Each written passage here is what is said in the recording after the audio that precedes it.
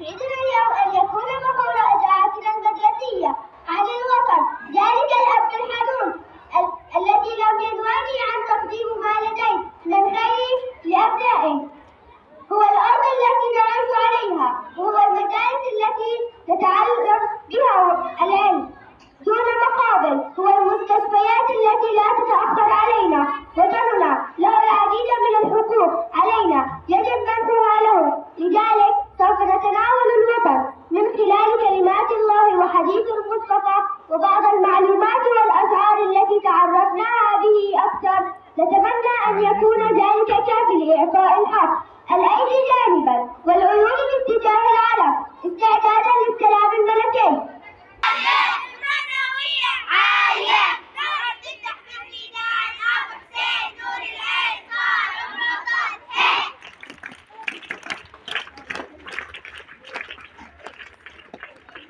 شكرا طالبات النشافة.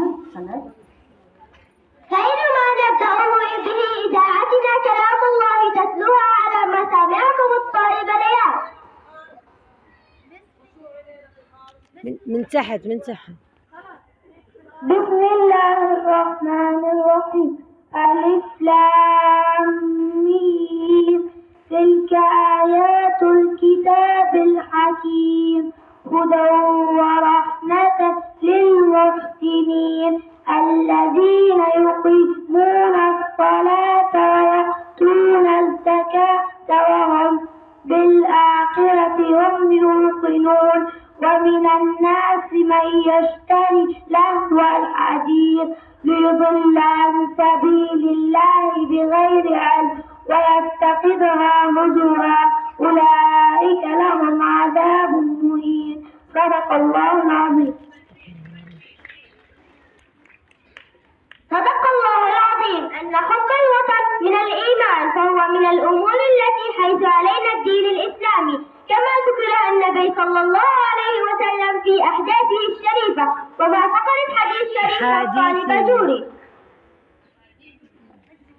قال الإمام علي بن أبي طالب: أكرم ضيفك وإن كان حقيرا، وقم من مجلسك أبيك ومعلمك وإن كنت أميرا. صدق رسول الله. الآن نقدم لكم فقرة من أهم فقرات هل تعلم، وتلك الفقرة تقدمها لكم الطالبة يار. هل تعلم أن أول من سمن الموت هو يوسف؟ هل تعلم أن أول من أذن في السماء هو جبريل؟ هل تعلم أن أول من قال سبحان ربي الأعلى هو إسرافيل؟ بطلة.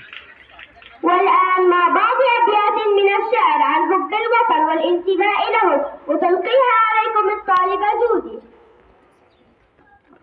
هم يموتون حربا ونحن نموت قهرا، هم تنزف دماؤهم ونحن تنزف قلوبنا، هم الشهداء ونحن المصابون، البأس هناك والألم هنا يعصر أكبادنا يا غصة القلب، حسبنا الله ونعم الوكيل. يا رب غزة غدا سيزهر الليمون، وتفرح السنابل الخضراء والزيتون، وتضحك العيون، وترجع الحمائم المهاجرة إلى الصفوف الطاهرة، ويرجع الأطفال يلعبون، ويتقي الآباء والبنون على رباك الزاهرة. يا بلدي يا بلد السلام والزيتون.